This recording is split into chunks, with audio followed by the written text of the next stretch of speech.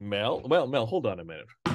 You're doing with a What? bottle of beer in your hand. That's completely anathema if we're talking about Islam. Am I not correct? Jay, I love a beer as much as the next man, unless the next man is an Ottoman. Ah, okay. Stay tuned. We're going to talk about that next.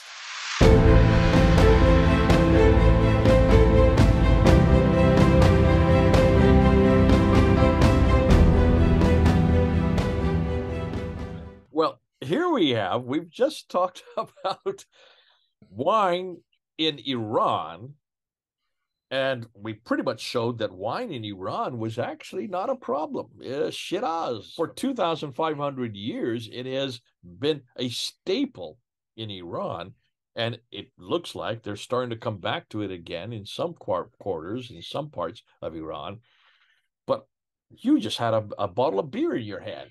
A bottle of beer is also okay? Is this also part of Islamic tradition? Are you now going to shut down this notion that alcohol is prohibited, as we saw in chapter 2, verse 219, in chapter 5, verse 90, and verse 91 in the Quran, also Al Bukhari, volume 69, hadith number 481? We went through these verses, and in every case, it says very clearly that this is the work of Satan, that you're not to use it, you're not to imbibe in it, because it is the work of Satan, and that you won't even get to heaven if you continue to drink it. Certainly, that is what everybody has believed. That's what the Muslims have told us. Now, you're saying that, wait a minute, you can have a beer? Where? What place are you talking about? Over to you. Well, Jay, I'm going to be talking about the Ottomans, Turkey, and apart from the fact that like the Iranians, they liked their beer, they liked their wine, they actually gave us the word booze. The English heard that they had a beer in Istanbul, and it was called Boza, and hence they went back to England with the word booze. And there's an even more there's even more to this story, and it's a bit of a roller coaster ride. The Turks sometimes drank too much, sometimes they tried to prohibit it, usually in response to the fact that they were drinking excessively. But it never died away completely. There was a constant history right through the centuries, and that's what I'm going to look at now. So, Jay, we're going to be looking at three main areas. We're going to look at Turkey's checkered history with alcohol. We're going to see some observations of excessive drinking and the rise of temperance in Turkey in the 19th and 20th century. And we're going to look finally with the story of Boza beer, which probably many of our viewers have never heard of.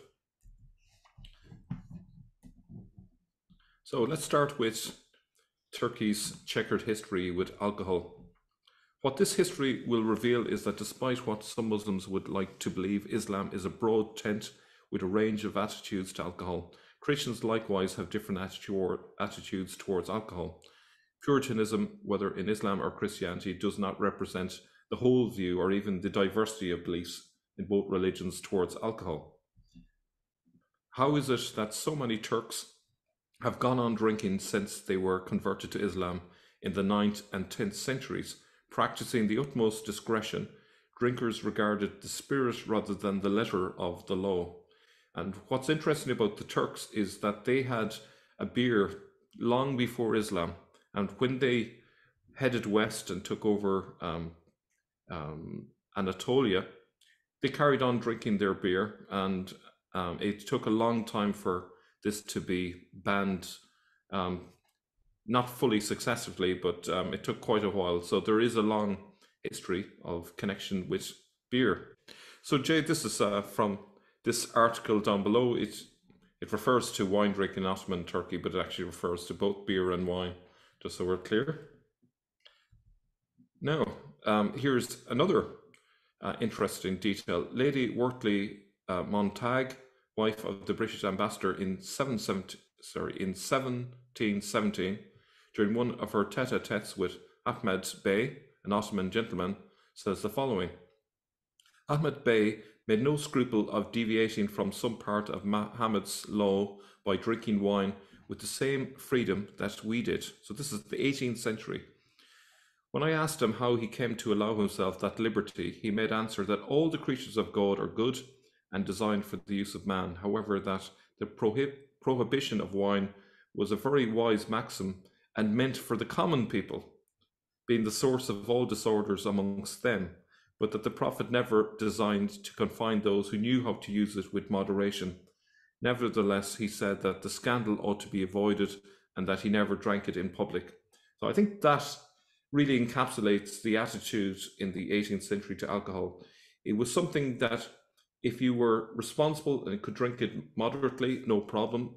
You didn't drink in public by and large, though there were exceptions to that, just to avoid the scandal, because people might interpret that you're drinking excessively. So that's how at least some Muslims would have viewed it in the 18th century in Turkey. Now we move on to a little bit earlier then, Selim II, a very interesting character from the 16th century. He was the most unrepentant heathen with a plethora of concubines and the palace a bustle with troops of dancers and musicians. While still heir to the throne, his friend Salal Bey warned him that his love of pleasure was eroding his authority and esteem. Draining his glass of wine, Selim replied, "I live for today and think not of tomorrow." One of his first acts as Sultan was to repeal the ban on wine imposed by his father, Sultan Suleiman the Magnificent. For the rest of his reign, drinking, in Istanbul at least, was entirely free of restraint. So you can see there was some attempt by his father to ban alcohol, but he basically turned that over immediately as soon as he took charge. I don't know if you want to come in on that.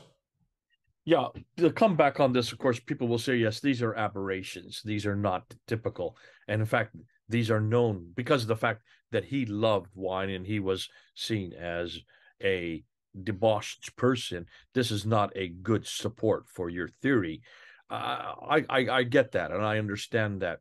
I think what is the problem here is he went to excess. This is way beyond, because he was very much an unrepentant hedonist. If he's an unrepentant hedonist with a plethora of concubines and dancers and musicians and plenty of wine flowing in all directions, that's what they're against. It's the abuse of it. Nonetheless, it's obvious that his father banned it. He then did away with the ban. We just need to note that this was certainly used. It's not the fact that people today would say that this is the norm. This is not the norm. This is probably an aberration. Aberration, yeah. Selim's attitude may have been a reaction to the excessive puritanism of his father, who at the instigation of an elderly advisor not only banned wine drinking to Muslims, but dismissed the palace dancers and musicians. He brought his wine drinking subjects to heel by legislating that drunks were to be punished by having melted lead poured down their throats.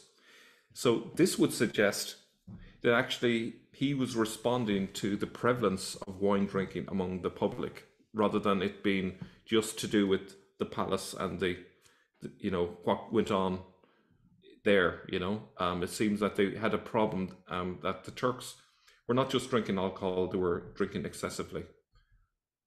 3 generations on, Ahmed I reinstated the ban lifted by Selim II, and in 613 ordered all the drinking houses in Istanbul to be demolished and kegs of all liquors smashed.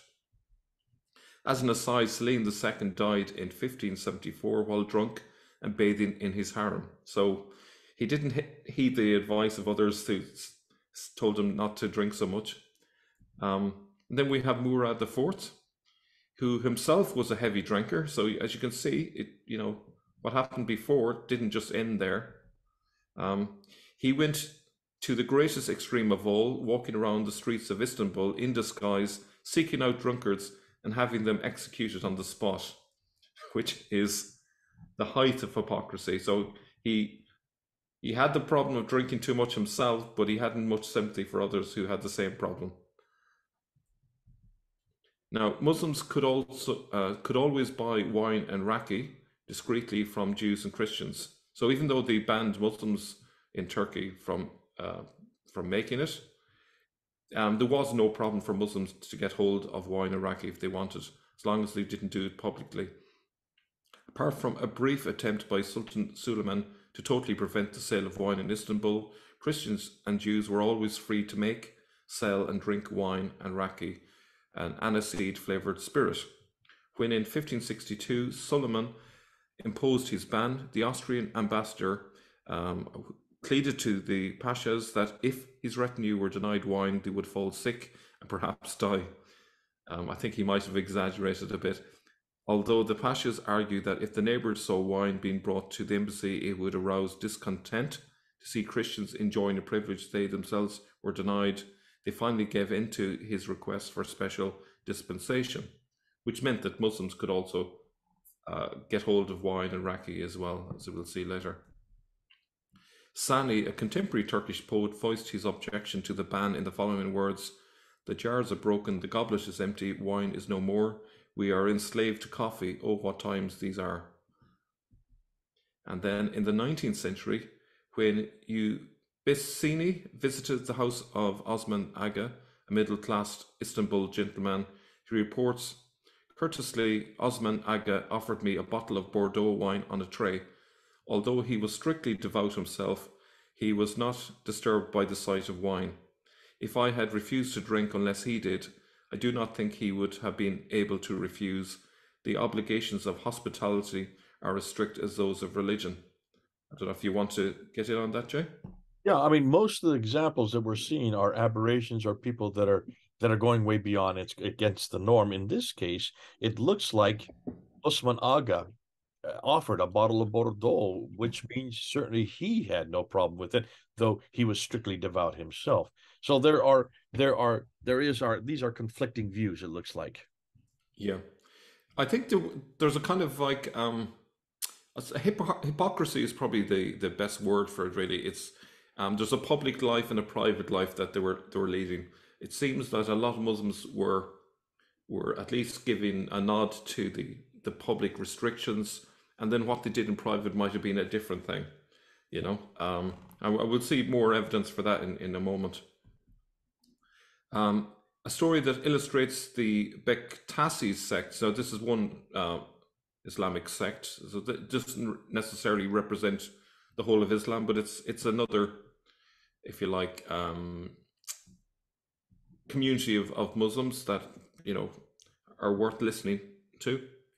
One day, a Bektashi dervish went to the mosque and prayed to God to provide the money for a bottle of wine. The man beside him prayed for faith. After the prayers, the man turned accusingly on the dervish. "You heretic, are you not ashamed to ask God for money for wine?" Quite unmoved by this outburst, the dervish replied, "Everyone asks God for what he does not have. You have no faith, so you ask for that.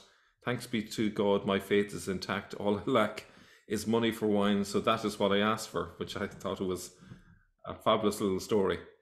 So it kind of goes to show that, you know, there wasn't just this one opinion which was anti-alcohol in Turkey. There was always a mixture of opinions and practices among the people. But despite the Sultan's attempt to outlaw alcohol amongst Muslims, Muslims continued to drink alcohol down through the centuries, often surreptitiously, as we'll see some evidence in just a while. So the second part today that we're going to look at is observations of excessive drinking and the rise of a temperance movement in Turkey in the 19th and 20th century.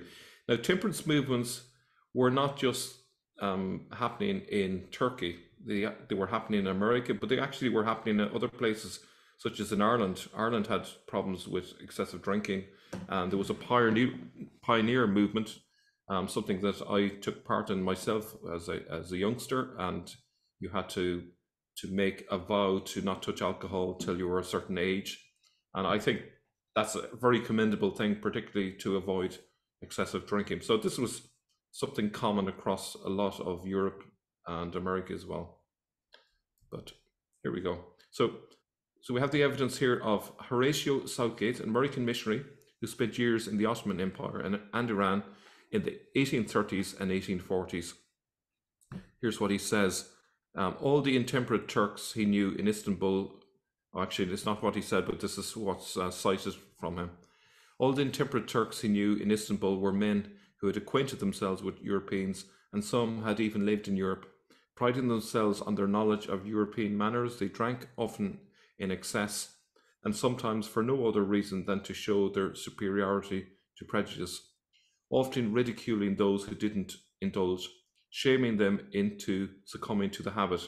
So what we've seen here is evidence that the Turks saw what the Europeans were doing and basically copied them. They were influenced in a bad way, I should add, and they picked up the worst habits from the Europeans, unfortunately. We also find evidence here of getting around the rules, which is one way of, getting around the prohibitions. New varieties such as cognac, raki, and beer, none of them mentioned in the Quran, offered such people the opportunity to have one's liquor and remain a believer. The same holds for champagne. Too tasty to pass up, it could easily pass for bubbly lemonade.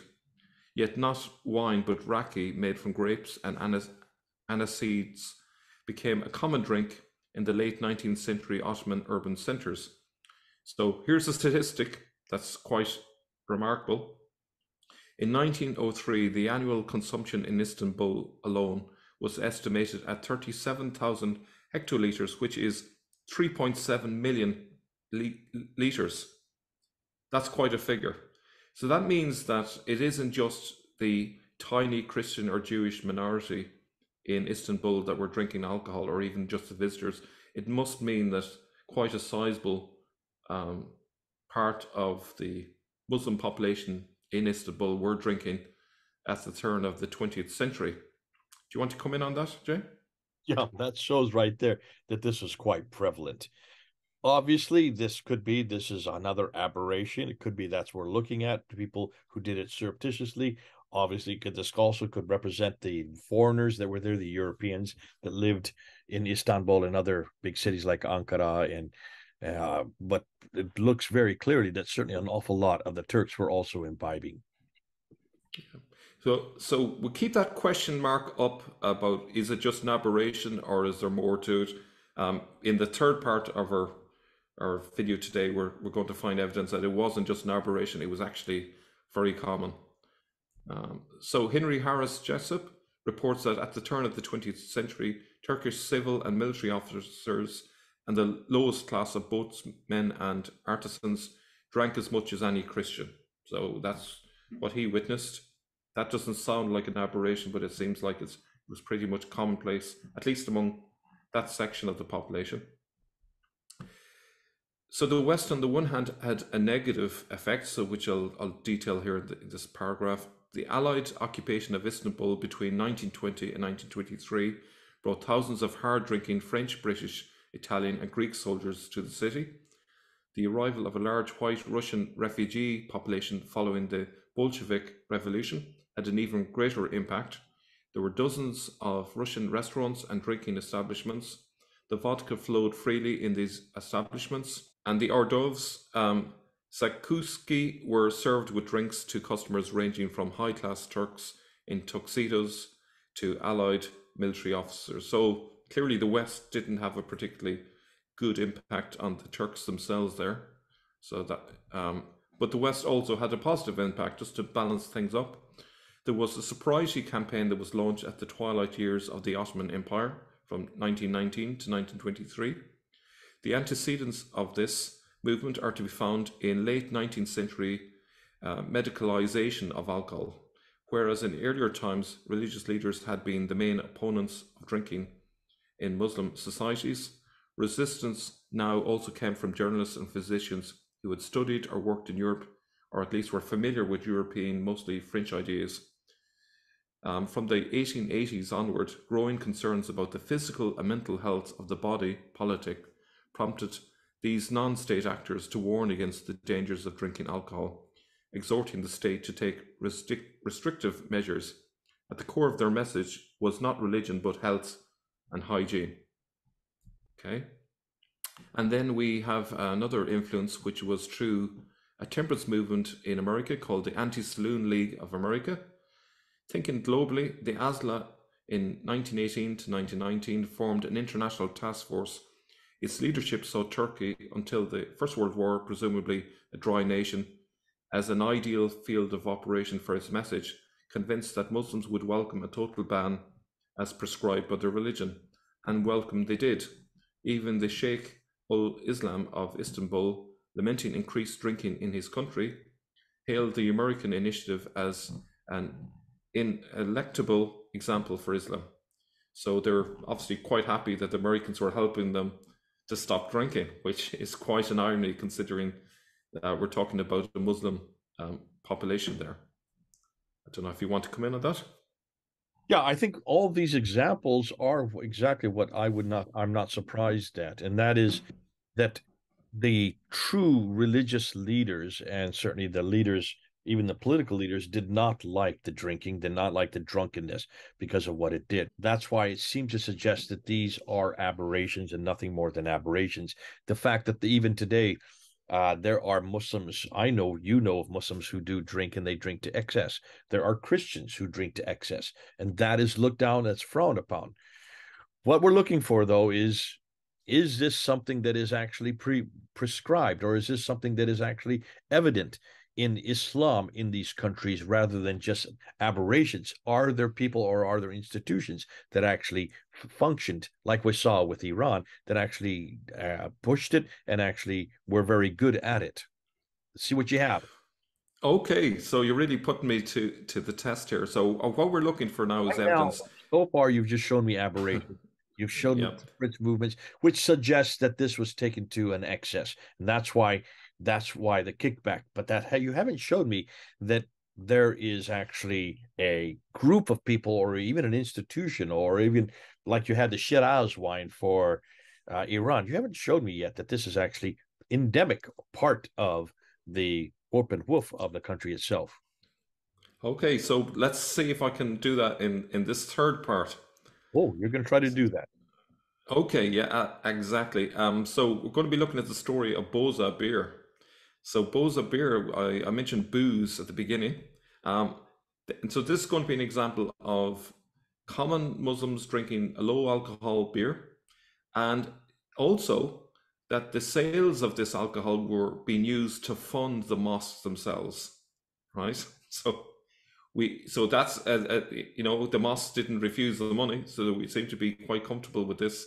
So we'll find out more now in just a moment. So the Hagia Sophia, or the Hagia Sophia as is sometimes called as well, was turned into a mosque by Mehmed II in 1453. The cost of its upkeep was paid for by beer, and I've put in tech beer there as a joke. The endowment of Hagia Sophia included 30 millet beer concessions. The beer's name Boza was quickly bastardized by visiting English sailors to booze. So I've got this from Istanbul, A Tale of Three Cities, history book by Bethany Hughes. So what was happening was beer was being sold in Istanbul, and the tax on that was being sent to the mosques, particularly this one, Hagia Sophia, and used to pay for the upkeep. So if there was a prohibition, it doesn't seem to be in evidence here. They seem to be very comfortable with using alcohol for Islam's benefit. I don't know if you want to jump in on that one. Yeah. For those people who didn't get the joke there, take beer is similar to takbir, which is the call for praise. Whenever Muslims want to do a rallying call, they say takbir, and then they do the praise or whatever the call is. So you're doing a play on words there. Take beer instead of takbir. Well done. I don't think most people caught that. But yeah, Oh, certainly you can see that this is a case where you have a problem here. If the greatest mosque, the Hagia Sophia, which became a mosque in 1453, its upkeep was supported by beer itself, or the sale of beer, that seems to be an oxymoron. That seems to be a contradiction at its very foundations. yeah. So what is Boza beer? It's fermented cereal flour, generally millet, drinks that have been produced in Anatolia and Mesopotamia since the 9th or 8th millennia BC. So we're talking a long time. There are references mentioning boza like fermented ground millet drink in Akkadian and Sumerian texts. In the 10th century CE, the drink was called boza and became common amongst Central Asian Turkic peoples. Later it spread to the Caucasus and the Balkans. It enjoyed its golden age under the Ottomans, and Boza making became a common trade in towns and cities. So this was not outlawed, this was very common, at least for centuries. We have reference here to the etymology of Boza. One suggestion is that Boza comes from the word bouze, I think you might pronounce it, or booze, which means millet in Farsi language. There are Boza related names given to streets around Istanbul, which illustrates the popularity of Boza throughout history. Again, this is more evidence of the prevalence of alcohol in Turkish society down through the centuries. We also have the drink being drunk by the Janissaries. Boza was widely drunk by the Janissaries in the army. It contained only a low level of alcohol, so we're not talking about necessarily excessive drinking here. So as long as it was not consumed in sufficient quantities to cause drunkenness, it was tolerated as a warming and strengthening beverage for soldiers. So these are the soldiers that were fighting on behalf of the Sultan himself, and it was common amongst them. So this would be almost like the religious police of Iran drinking alcohol. So that says a lot, I think. Now, the Janissaries did drink sometimes to excess, but as long as they didn't, it was okay, and pretty much the whole of society, with the exception of maybe a religious minority within society that didn't drink alcohol, it would have been pretty similar to the rest of Europe at that time. Evliya explained in the first volume, Istanbul, of his travelogues, these Boza makers are numerous in the army. To drink sufficient Boza to cause intoxication is sinful, but unlike wine, in small quantities, it is not condemned. So there's clearly a prevalence of it, and the rule was simply, as long as you don't drink in excess, you're good to go. So that was what happened, at least for quite a while. Until the 16th century, Boza was drunk freely everywhere, but the custom of making the so-called Tartar Boza laced with opium brought the wrath of the authorities down on the drink, and it was prohibited by Sultan Selim II, who we saw earlier, the guy who was a heavy drinker. Clearly the addition of opium was a step too far even for him. So, it was pretty prevalent. In the 17th century, Sultan Mehmed IV prohibited alcoholic drinks, including Boza, and closed down all the Boza shops. This prohibition would be reinforced and then loosened several times in the history of the empire. In the 17th century, Turkish traveller Evliya reports that Boza was widely drunk at this time, and there were 300 Boza shops employing over 1,000 people in Istanbul alone. Okay, so that shows quite an openness to alcohol, certainly in the 17th century there, prior to the prohibition. And then finally, in the 19th century, the sweet and non-alcoholic Boza preferred at the Ottoman palace became increasingly popular, while the sour and alcoholic type of Boza went out of style. But it wasn't that they stopped drinking alcohol. Raki became the popular alcoholic drink amongst the Turks. So, so it's quite of a mixed. Yeah, this is fascinating.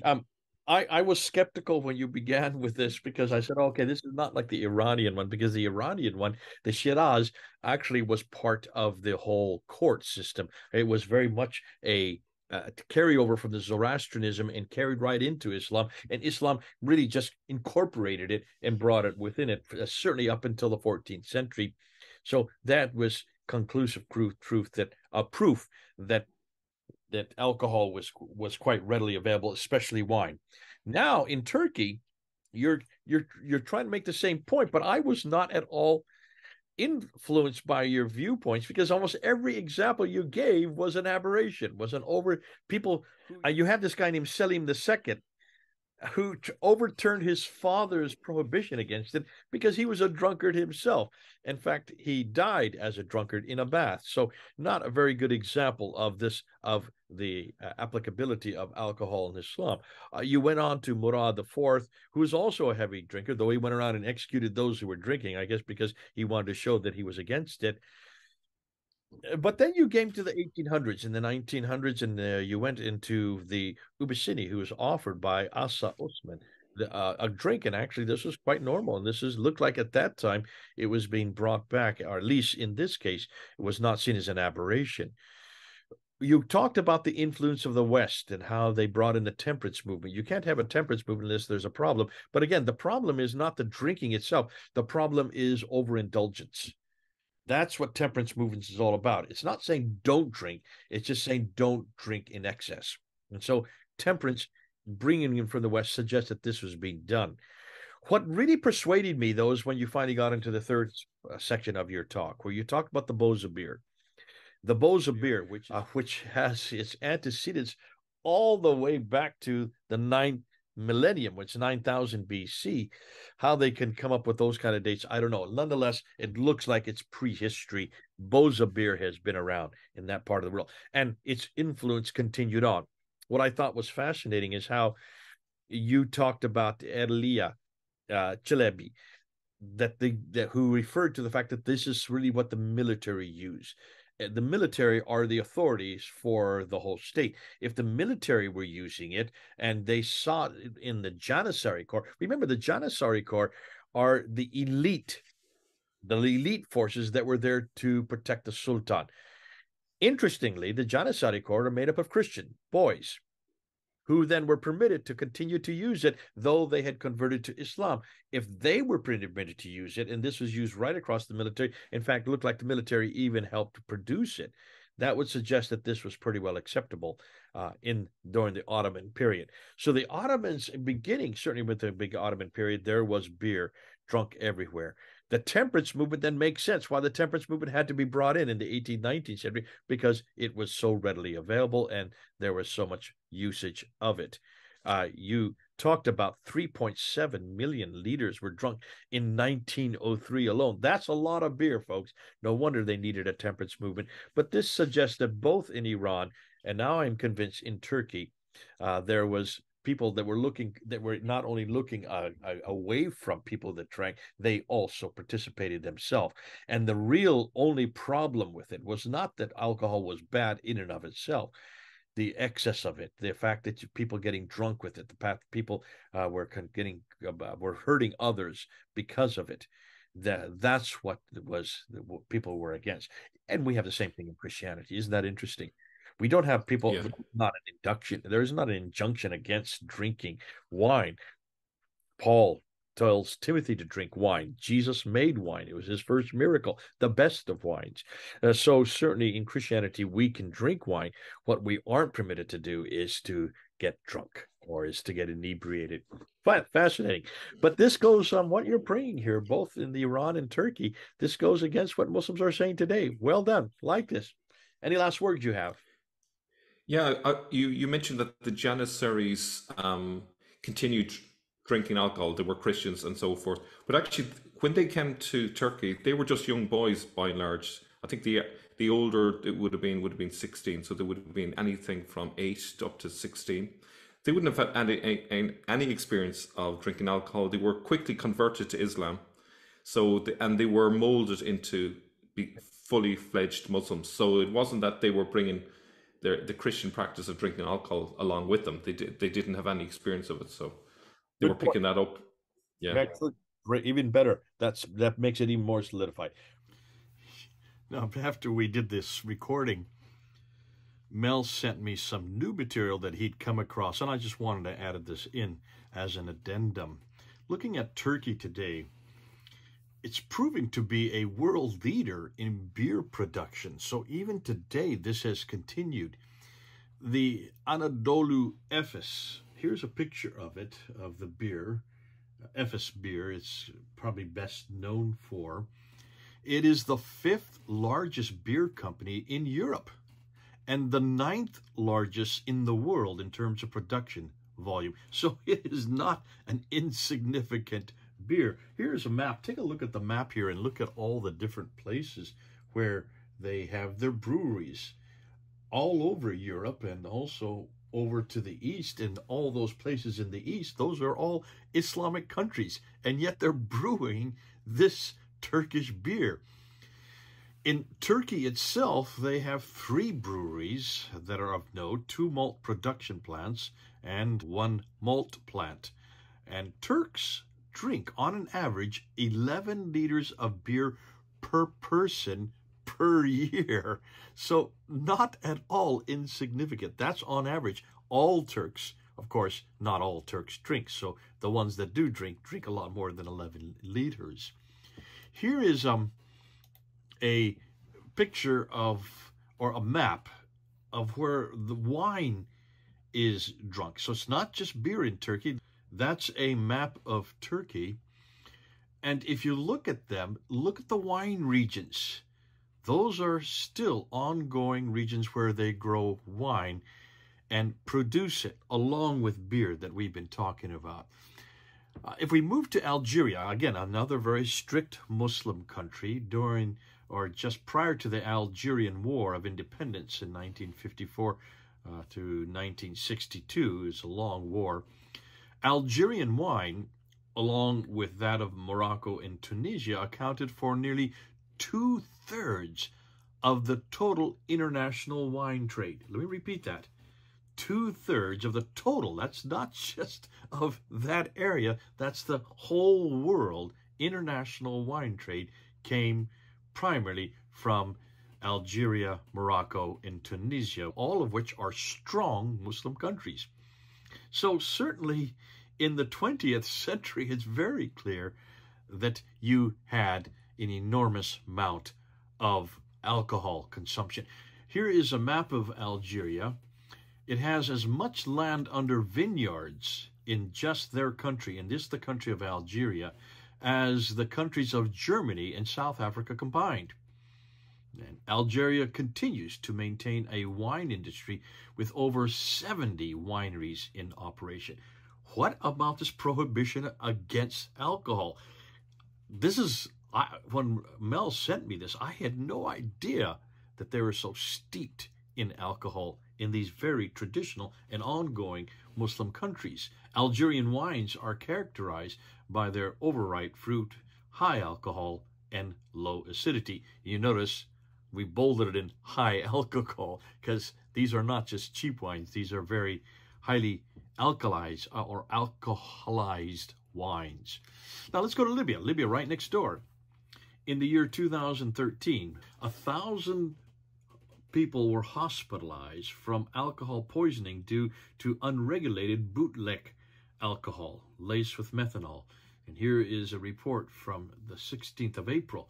Last month, this report says Libya's capital witnessed one of the largest recorded outbreaks of alcohol poisoning anywhere in the world, during which over 1,000 people were hospitalized and more than 100 were killed or died because of the poisoning. The mass poisoning was caused by methanol, and over a period of about 1 week, Tripoli's hospitals were in a state of emergency as they were flooded with patients suffering from symptoms such as blindness, brain damage, and kidney failure. Methanol is thought to have been mixed with the locally brewed spirit known as Boca, much like the Boza Beer that we heard about earlier. But so far, the authorities have little information about who was responsible and just how many sources of Boca were contaminated. This map that I have here kind of says it all. Look at these beers, these different emblems of beers, and which are the most popular in every one of these Muslim countries. Folks, you cannot tell me that beer and wine are not used in Muslim countries. Oh, they may have a religious edict against it. We have seen the verses about it. But when you look at what's happening even today, I'm just showing you this is a modern map. These are the beers that are used and consumed in huge quantities all over the Muslim world. So though the Muslims will tell you they're against alcohol, what they say and what they do are totally two different things.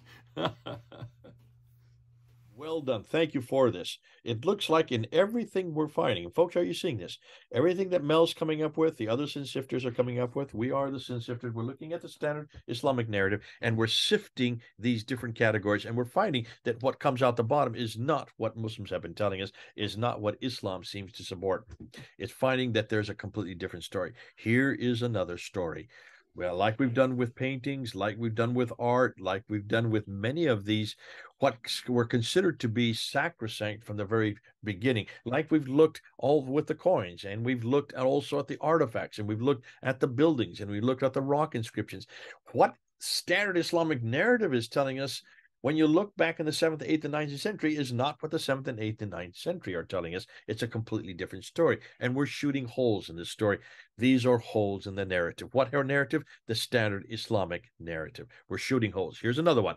We've been told that this is sacrosanct. You do not touch alcohol. You don't even drink one drop. It looks like Muslims were not quite cognizant of that at the very beginning. And certainly it might suggest that much of these Quranic or injunctions against it were probably added at a later date.